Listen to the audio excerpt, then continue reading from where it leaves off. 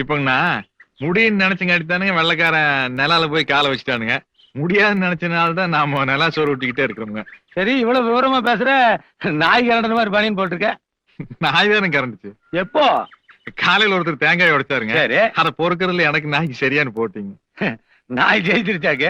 இல்லைங்க, நான் தானுங்க ஜெயிச்சேன். நாயை கொண்டு ஓட்டணுங்க. அட பாவியே, நாயை போய் கொண்டிருக்கான் பாரு. நாம முன்னுக்கு வரணும்னா அப்புறம் நாய் என்னங்க மனசு நின்னுங்க ஏறி மிதிச்சுட்டு போயிட்டே இருக்க வேண்டியதானே. ஒரு அரசியல்வாதி கிட்ட வேலைக்கு சேர்ற எல்லா தகுதியும் போட்டு இருக்கு. ஆமா, இவ்வளவு விவரத்தையும் வச்சுட்டு நீ ஏன் தேங்காய் பறிக்கிட்டு இருக்க? எல்லா வேலையும் தெரியுங்கண்ணா, ஆனா கொஞ்சம் வாய் ஜாஸ்திங்க.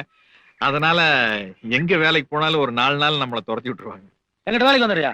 சரி. வேற என்ன? அமாவாசை. இந்த அமாவாசையை இந்த ரீல்ல பாத்தீங்க, அந்த அமாவாசையை பார்க்கணுமா?